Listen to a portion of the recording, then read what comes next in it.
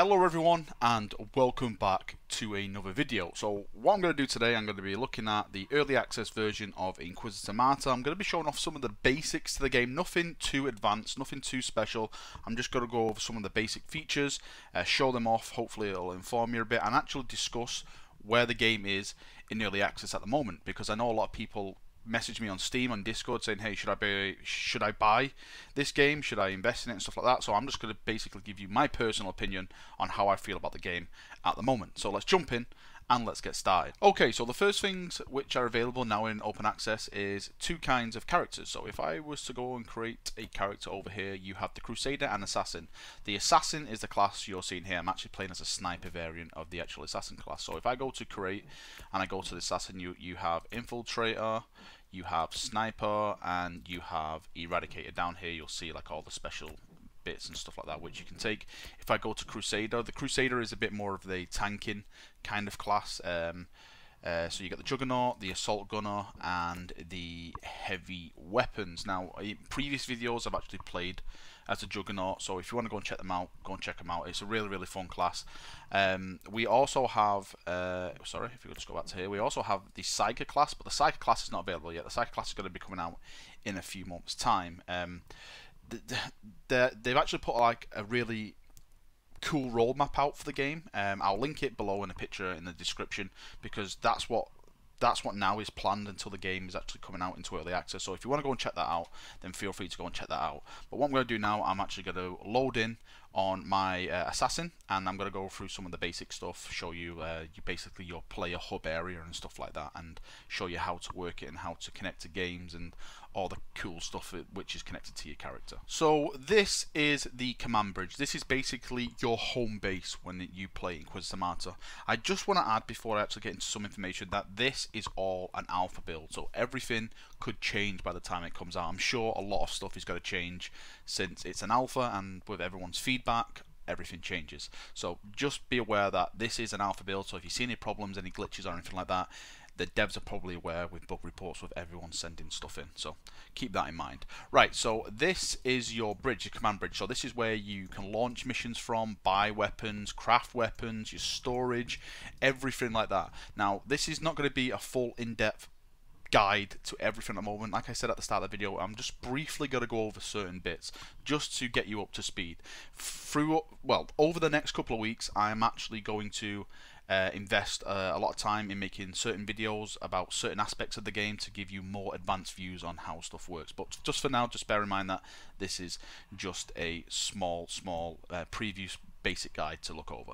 So let's start with the crafting guy over here. So basically what happens when you have items, I've actually got no items at the moment, sod's law, you come here and you can basically salvage all the components to certain items, and then you actually can then start crafting the item. So I've actually got some stuff over here. So for example, if I wanted to make this purity seal, all the crafting items over here, just double click there, right click on them and just fill it all out there like that, and then boom, crafting. That is 27 minutes crafting time to make this purity seal, which has got random enchants on it and stuff like that. So that's the basic crafting. I'm sure there's more. there's a lot more to go to it there, but like I said, just the basic stuff for now. Right, if we head over to this fine lady over here, this is basically the store. This is where you can sell stuff from missions if you want to, or purchase new items. As you can see at the moment, when I select on a gun, I can see the quality there is -7, so this gun is really not as good as the gun that I've got at the moment. So this is the weapons tab. You've got equipment tab over here, so you can purchase more equipment. For example, that main implant is better quality, so I could buy that. So I bought that main implant right there, and these are add-ons and miscellaneous kind of stuff here. So this is just the basic shop where you can buy stuff and all that kind of funky stuff. Over here it's a star map. We'll get into that just a little bit later on. Over here is the I always struggle with this word, Incoculator. I'm pronouncing that right. I'm really bad at pronouncing things. This is where you can go in again, and for a certain item you can add different things to it and swap it out and get more stats on it. Simple stuff. And over here is the storage, if you want to store things. Over here you got a nice little chap here. It actually looks like me. Just kidding. So yes, this is your storage where you can store items and all that kind of stuff. Now over here is the star map. Now this, I'm actually going to go over this in a little bit of detail and show you how the star map actually works. So one of the main aspects of Inquisitor Martyr is the missions. Now I'm actually in a subsector at the moment. I'm actually in a system. I'm in the Ephon system, the Tenebra subsector. I know that is a mouthful, but I'm actually in the subsector. So if I was to back out over here, so I zoom out, and away we go, warp speed. We are out, and these are the systems which we can go to. You see, the higher the numbers, the more harder it is. I'm in just the green area at the moment with my level, so I'm staying around this area. But you can go to the Chernobog system, so we go there, we can travel. You can see the influence and all that kind of stuff which is working in there. All the planets, so you've got Apor, Desolation Sigma, Charkov, Cardian, the 2, and Merciful Agoner. So if we actually travel there, we can see all this cool, awesome stuff. And from here, this is where you actually play your missions with certain things. So you can see here, look, these are the planets that were listed here before. Over here you can see what mission types you've got. So for example, if we click on Charkov over here, you can see the missions available. There's a priority assignment over here, so there's a heretic uprising. So if we want to click on that and select the mission, we can actually go and do that, and that is a priority assignment. Of course I'm not going to do any of that as of yet. I'll probably do that in another video showing off like all the missions and stuff. Now I just want to get through the basic UI aspect of the game and how it all works. So that is the basic summary of the map. There's a huge ton of more stuff to speak about, but again, I really want to dedicate certain videos to certain aspects. I keep saying it, I just want to bring people up to speed with certain aspects of the game. So what we're going to do now, we're going to return to the command bridge, and we're just going to go through the bottom area here and quickly go through this bit and break it down into little bits for you chaps.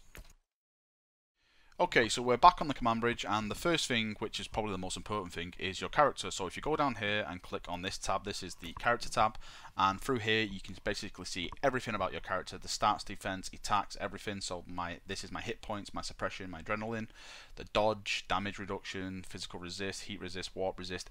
Everything to do with your character is located on this page. Down over here is your actual rank. So I'm level 5. My cabal, which is basically a guild, is called the Valrakians. It's just a fun little guild. If you're a subscriber to my Discord or to YouTube, just come and search the Valrakians and request to join, and I'll accept you. I'm the Grandmaster, of course, for glorious Valrak. I know it's weird. So down here is are your attributes. So my accuracy, survival, bloodlust, all that kind of stuff. Power rating down here. So if we move on to the inventory, this is the inventory of my character. I don't think I've got anything. Actually, we actually bought that thing before, so if I just wanted to equip that, that is now equipped up there on my character, and that is basically it really. This is a summary of this is where all your stuff goes. That is basically it. So over here you can see where all your implants go. So your neutral implant, eye implant, main implant, your priority seals, your basically equipped item. I got frag grenades there, your armor, which you wear, your incogulator, there we go, I think I pronounced it right, my main weapon, which is a long las rifle. I love this weapon, it's fantastic, and my secondary weapon, which are 2 las pistols. I love dual wielding las pistols in this game. It looks really cool. The model itself, I've got to say, the model is really cool. At the moment, since it's early access, there's not that much variations of armor which I've found as of yet.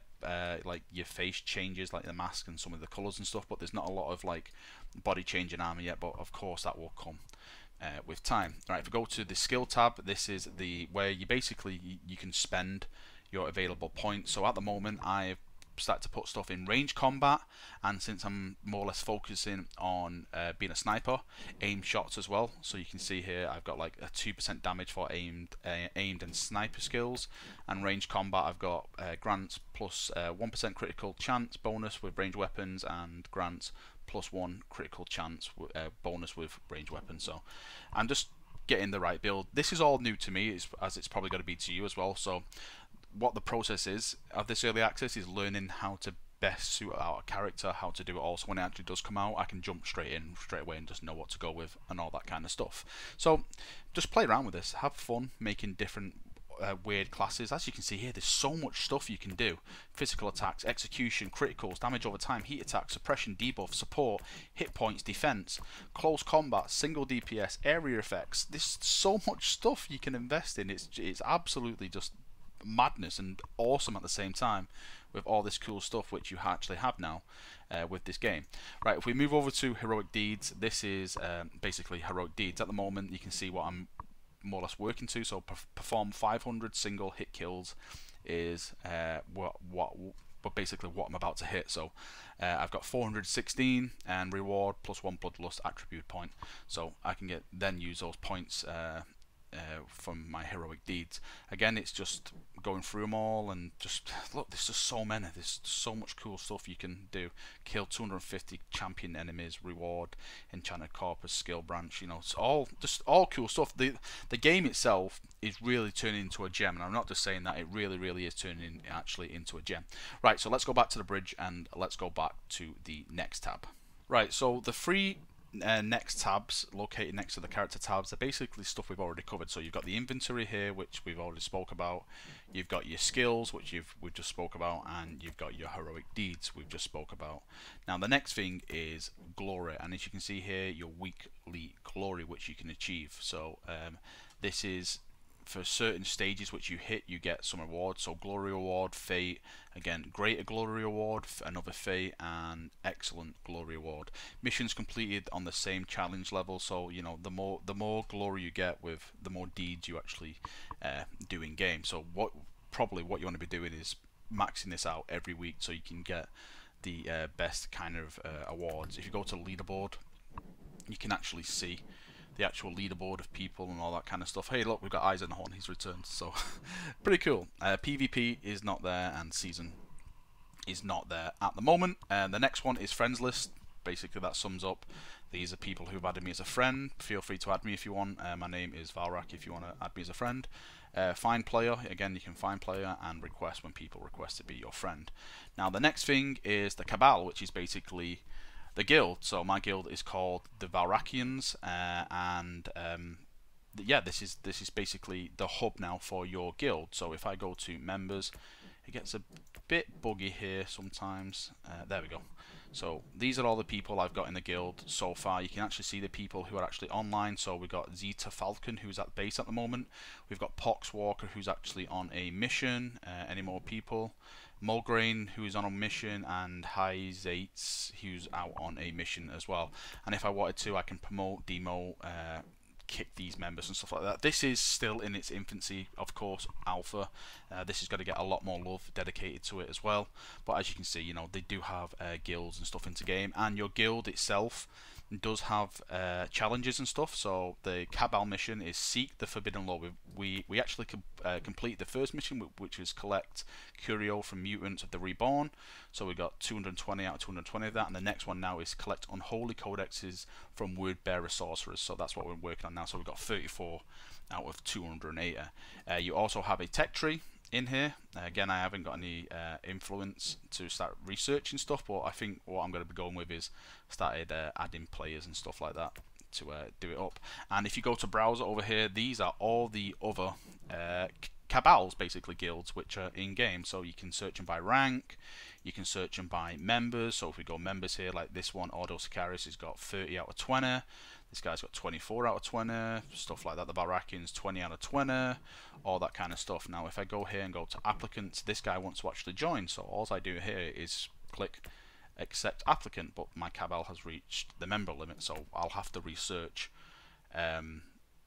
into creating more people added to my Cabal at the moment, since it is full. I've heard through the grapevine that they will be upping these numbers from 20 soon. I don't know how soon that'll be, but if they do that ASAP, that would be most welcome, because I really want to start testing the Cabal out, especially with my community Vigila Mortis. I want to get as many people in and start doing these missions to see if I can unlock stuff or get anything buggy with the actual Cabal system. So as soon as they start upping that and I can get more people in and start doing more cool stuff and start sending in reports and bugs and stuff like that. So that is something I'm definitely looking out for. And over here is the journal. So it's basically like your guide to how the game works and horde enemies, how to deal with kind of all that kind of stuff, movement, objective activation, camera controls. It's basically your guide on how to play the game. Everything what you need to know is located in this journal. It's all here, so the tutorials, everything is over here. And obviously you'll see investigations, encyclopedia, all this is soon to be added into the actual game itself. Okay, so what I'm going to do now, just to end off the video, I'm just going to actually speak about the actual game, how it is, my feelings towards it at the moment, what's working, all that kind of stuff, discussing the early access and everything like that. Because like I said at the start of the video, a lot of people asking me, is the game worth buying? Is it worth investing into and spending the money on? So let me just say, first things first, this game is early access. So I hope really people understand what early access means. It means that the game is in a state of early access. Now I've already started to see people complaining about frame rate and some other issues, bugs and all that kind of stuff, and my response is that, you know, it's early access. The thing that you need to do in this early access is report these issues to developers.